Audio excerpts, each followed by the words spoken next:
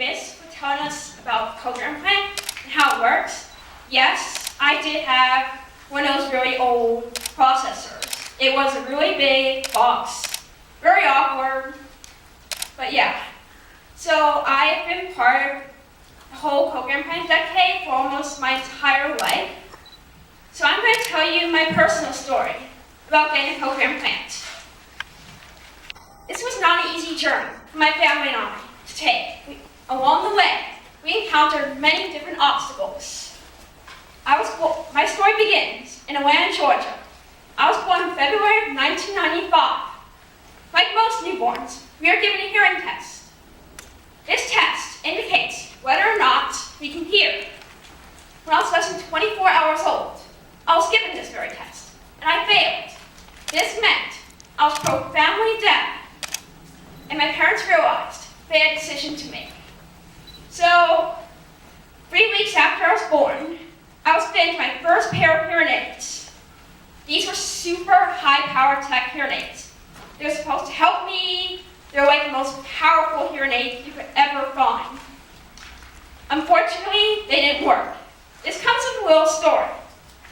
When I was 7 months old, my mom was sitting with me in the booth, holding me in her arms. The audiologist is testing my hearing, hoping to get some sort of results. She blasts the sound, the volume. She turns it up to the maximum. Unfortunately, she got no results. Instead, I was so tired that day that I fell asleep. It was pretty clear I couldn't hear. I have 2 older siblings. I have an older sister and an older brother. My older sister, Rachel, is deaf and wears cochlear implants, just like me. My sister received her cochlear implant in the 1980s as part of pediatric clinical trials at New York University Hospital. This took place almost 30 years ago. So let's think here. Almost 30 years ago, we did not have the World Wide Web. So Facebook, Twitter, Wikipedia do not exist. My parents had to look everywhere for information. They had to hunt, they talked to organizations to see what they could do. Eventually, they came to the idea of getting cochlear implants. My sister participated in clinical trials. She is one of the first 200 children in the country to receive a cochlear implant. And since then, technology has really advanced. So I'm going to show you a little video of some of those 200 children, of where they were about 30 years ago, or 20, and where they are now.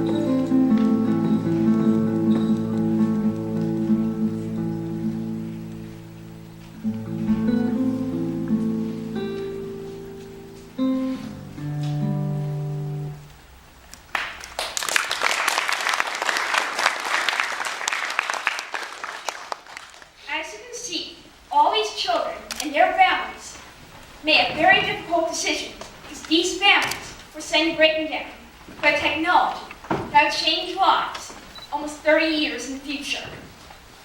6 years. This is my sister, right after her implant surgery in December of 1989, at the age of 2 years old. As you can see on her head, she's wearing a pressure bandage, which is for prevention of swelling. It is not comfortable. It is horrible. But fortunately, you only have to wear it overnight. 6 years later, I was born. And I was born deaf. My parents realized I needed to get a cochlear implant. However, here we are in the 1990s. At the time, the FDA-approved age was only 2 years, which is a big improvement. We go from the 80s with clinical trials, while testing, and we go to the 90s where they're approved, but for 2 years only. My sister received her implant at 2 years. While she's been successful with her life, has done extremely well. She had a significant language delay in development. So it took her a longer amount of time to catch up. My parents did not want that for me. They wanted me to get an implant as soon as possible. When I was 14 months old, we flew up to New York, and my mom is holding me in her arms. She's talking to the CI surgeon, and she asks the CI surgeon the most important question any parent could ask, and that is, when can she get a cochlear implant? My mom's initial hope was 18 months. That was good. I mean, that was something. However, instead, the answer she got was even better. The surgeon says to her, how about next month? My mom was so excited that day that she almost fell off the chair, which I'm glad she didn't do. It was amazing, just amazing. A month after I went to New York, I came back up to New York and had my cochlear implant surgery in May of 1996. At the time, I was the youngest child in the country to receive their cochlear implants. So this is me right after my cochlear implant surgery with my mom. A month later, I was hooked up and heard for the first time. When I was first turned on, I've not heard any sort of sounds for the first 15 months of my life. My hookup was nothing like what you see on YouTube, where a child cries, smiles. Mine was nothing like that. Instead, I grabbed my processor, the outer part, and took it off and just threw it down. I remember thinking, well, I don't remember, but I was obviously scared, and I wanted to look at it. My mom picked it up, put it back on. Haven't taken one off ever since. But it was just a really amazing experience. So this is me right after my hookup, with the magnet and the coil, and yeah, it was a big processor, but I was really happy. I was hearing, I was listening. However, my work was not done yet. Many of you might be wondering, if you were to wear the cochlear implant, if you were to hear from it, how it sounds to you. So we're going to talk a little bit about that. A hearing person hears up to 20,000 hertz, while a deaf person hears up to 1,400 hertz. And a hearing person hears up to 1,400 different pitches, while a cochlear implant user hears up to 22 different channels and only 75 decibels, while a hearing person is 120. You might be thinking, how is that different? What's the difference with that? I'm going to show a quick simulation on how that works. It's a couple of different channels. We're going to play the first channel. The first two you probably won't hear anything at all. The fourth, we might hear some words, so you're going to guess the sentence.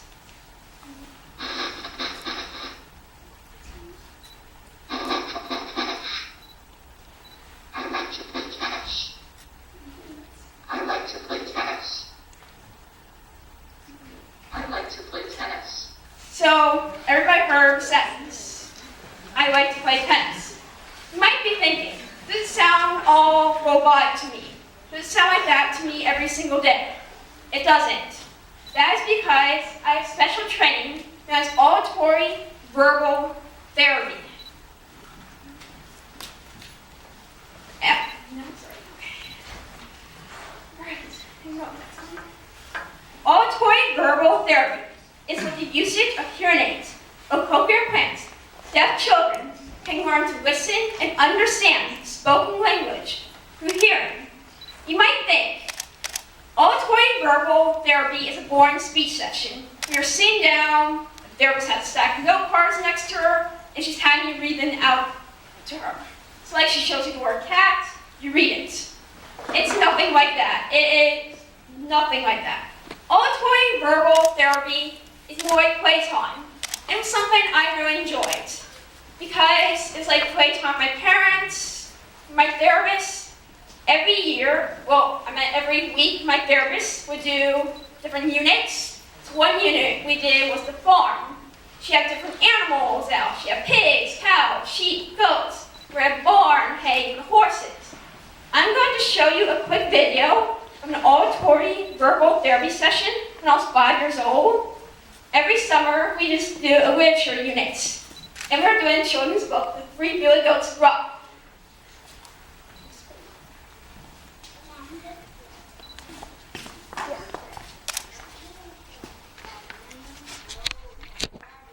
Long pink hair. That's silly looking. Is he ugly? Is he ugly looking? Is he scary looking? Yeah, he is scary looking. All right, what are we going to talk about here? Do you remember the name of this story? Oh, yes, that's nice. You read it last night? Okay. What was the name of the story? What is the name of the story? Please go finish in the bridge. Three goats and the mean troll under the bridge. Okay, good. That's water. Yeah, this is water. This is like the river, or what did it, in your book, what did it say about a dream? A stream. Mommy, tell us the name of the story, The Three Billy Goats Grow. You remember? Let's count them, Jessica.